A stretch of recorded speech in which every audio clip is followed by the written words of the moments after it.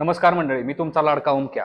आज आपण एका गोष्टीबद्दल चर्चा करणार आहोत की म्हणजे रोहित शर्मा सारखा म्हणजे रोहित शर्मा पण का ग्रेट म्हणतात भावाला की ते दाखवून दिलंय म्हणजे त्यानं की आता जी प्रॅक्टिस मॅच चाललेली प्राईम मिनिस्टर 11 बरोबर की भाऊ रोहित शर्मा एवढ्या दिवस नाही म्हटलं तर 2170 दिवस तो ओपनिंग करतो इंडियन टीमची. आणि त्या प्रॅक्टिस मध्ये भाऊ 4 नंबरला आला. म्हणजे आता टेस्ट सिरीज मध्ये 4 नंबर नाही येणार, पण असं संकेत दिल्यात की इंडियन टीमने की रोहित शर्मा ह्याच्यात आता पुढची जी मॅच होणार ऍडिलेड मध्ये त्याच्यात असं वाटतंय की रोहित शर्मा ओपनिंग नाही करणार. जी आता यशस्वी जायस्वाल आणि के राहुलची जी ओपनिंग पार्टनरशिप चांगली झाली, 200 रनची पार्टनरशिप मारली, त्याच्यामुळे इंडिया चांगला चांगला प्लॅटफॉर्म इंडियाला भेटला, इंडिया चांगला स्कोर करू शकला आणि इंडिया मॅच जिंकू शकलं.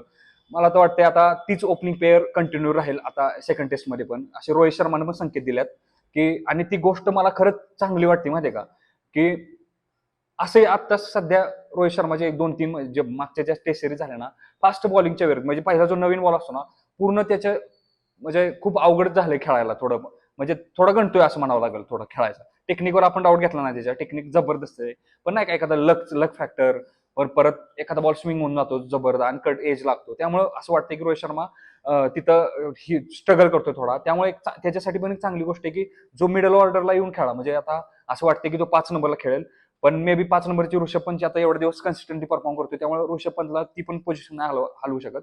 की मला असं वाटतं 6 नंबरला रोहित शर्मा येऊ शकतो आणि तो की जबरदस्त डिसिजन आहे इंडियन टीमचा.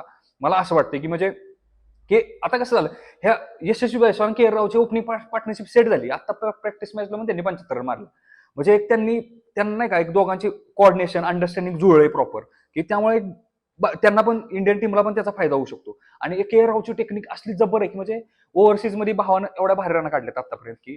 आणि ओव्हरसीज मध्ये त्याची टेक्निक खरंच कामाला येते माहिती आहे का. इंडियामध्ये एवढी येत नसेल, पण ओव्हरसीज मध्ये जबरदस्त टेक्निक आहे भावाची. प्रॉपर डिफेन्स, प्रॉपर बॉल सोडणं बिडणं सगळं जबरदस्त. त्यामुळे असं वाटतं की तीच जोडी कायम राहील. आणि रोहित शर्मा 5 किंवा 6 नंबरला, मे बी 6 नंबरला येऊ शकतो रोहित शर्मा, त्याच्या आधी पोझिशन होती ती. आणि तो एक चांगला डिसिजन आहे. म्हणजे तुम्हाला एक लक्षात आलंय का की गौतम गंभीरच्या इरामध्ये ह्या गोष्टी त्यानं सांगून ठेवलं की फ्लेक्झिबल राहणार टीम. म्हणजे कधीही कोणाची पोझिशन कोणाची फिक्स नाही. कोणाला पण खाली जाऊ शकतं, कोण पण वरती वरती म्हणजे ओपनिंगला पाठवलं जाऊ शकतं. म्हणजे ऍटलीस्ट विराट कोहलीची पण पोझिशन ही फिक्स नाही राहू शकत. कशात आत्ताच बघा कानपूर टेस्ट मॅच चाललेली बांगलादेशची, की इंडियाला फास्ट खेळायचं होतं म्हणून मग विराट कोहलीला 5 नंबरला पाठवला, आधी ऋषभ पंतला पाठवला. मग तसंच झालं. परत नंतर एका ठिकाणी सरफराजला ह्यांना ऍडजस्ट करायचं होतं खाली, म्हणून विराट कोहली 3 नंबरला आला. त्याची 4 नंबरची पोझिशन सोडून तो 3 नंबरला आला.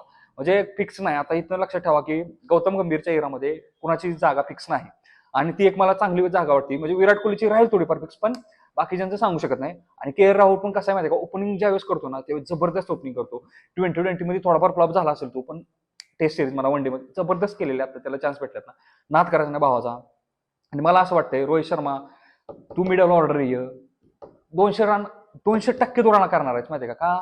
तर नवीन बॉल नसतो, जुना बॉल असतो थोडा, त्यामुळे बॉल बॅटिव्ह चांगला येतो, खेळणं बिणणं सोपं होऊन जातं. भावा ऑल द बेस्ट असं मला वाटतं. रोहित शर्मा चांगला डिसिजन घेतला इंडियानं असं वाटतंय बरं का. चला भेटूया आपण पुढच्या व्हिडिओमध्ये.